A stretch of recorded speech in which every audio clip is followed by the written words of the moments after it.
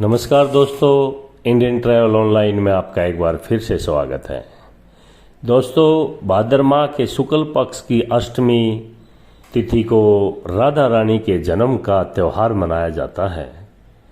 धार्मिक मान्यताओं के अनुसार द्वापर युग में इस शुभ अवसर पर देवी राधा का जन्म हुआ था।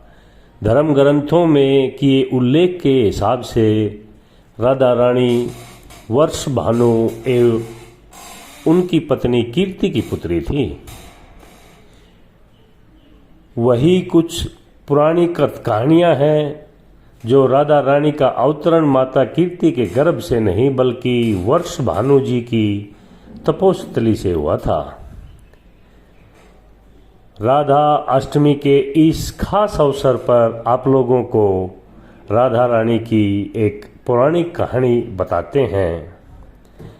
दोस्तों, राधा माता गोकुल में श्री कृष्ण के साथ रहती थी। एक दफा कृष्ण भगवान को गोकुल में राधा रानी कहीं नजर नहीं आई। कुछ देर बाद कन्हैया अपनी सखी विराजा के साथ घूमने चले गए।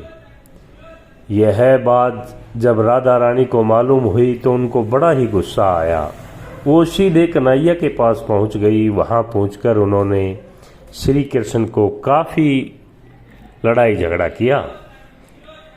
राधा रानी का यह रवैया भगवान श्री कृष्ण के परम प्रिय मित्र सुदामा को बिल्कुल अच्छा नहीं लगा। दोस्तों, सुदामा ने उसी वक्त बिना कुछ सोचे समझे राधा रानी को पृथ्वी पर जन्म लेने का श्राप दे दिया। राधा जी को इतने गुस्से में देखकर कृष्ण भगवान की सखी विराजा भी नदी के रूप में वहां चली गई। राधा ने सुदामा से श्राप पाने के बाद उन्हें राक्षस कुल में पैदा होने का श्राप दिया। राधा जी द्वारा दिए गए श्राप की वजह से ही श्री दामा का जन्म शंखचूड़ दानव के रूप में हुआ था। आगे चलकर वही दानव भगवान विष्णु का परम भक्त बना। दूसरी तरफ राधा रानी ने पृथ्वी पर वर्ष भानु के घर में पुत्री के रूप में जन्म ले लिया। दोस्तों, राधा रानी का जन्म वर्ष भानु के घर तो हुआ, लेकिन उनकी पत्नी देवी कीर्ति के गर्भ से नहीं।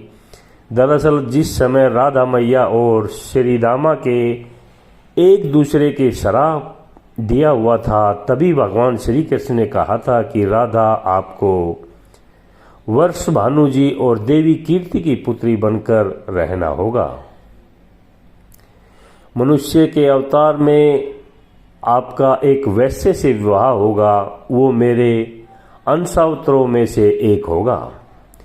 इस तरह आप पृथ्वी पर भी मेरी ही बनकर रहेंगे, परंतु हम दोनों बिछड़ने का दुख सहन करना होगा। इसके बाद कृष्ण भगवान ने राधा जी को मनुष्य योनि के रूप में जन्म लेने को तैयारी के लिए कहा।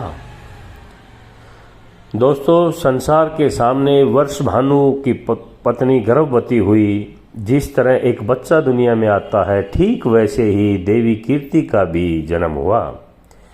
लेकिन असल में राधा माता का जन्म देवी कीर्ति के गर्भ से नहीं हुआ था। भगवान की माया से उसके गर्भ में हवा भरी हुई थी।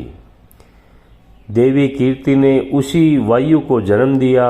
इस दौरान उन्हें बच्चे का प्रसव पीड़ा हो रही थी और वहां राधा माता ने के रूप में एक प्यारी सी कन्या ने जन्म ले लिया था। भाद्र मास के शुक्ल पक्ष की अष्टमी के दिन राधा मैया का धरती पर जन्म हुआ था। तभी से हर साल इस दिन को राधा अष्टमी के रूप में मनाया जाता है। दोस्तों, वृंदावन में राधा रानी की जय जयकार हो रही है। कहा जाता है कि राधा श्री कृष्ण संग गोकुल में ही रहती है।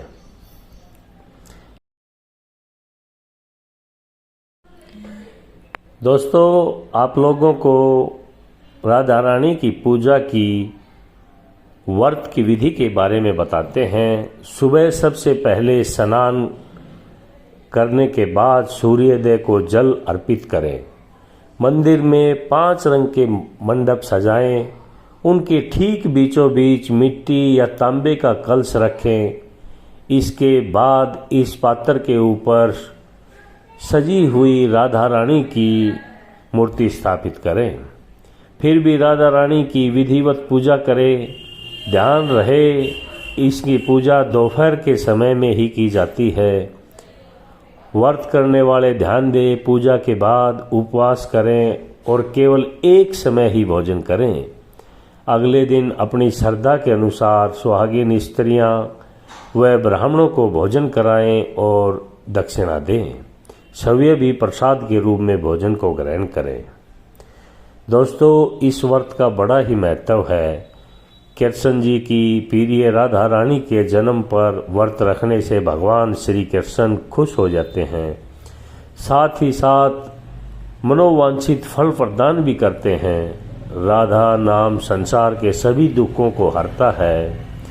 लोगों का मानना है कि इस व्रत को रखने से धन की कमी नहीं होती और घर में बरकत बनी रहती है। जय राधा रानी।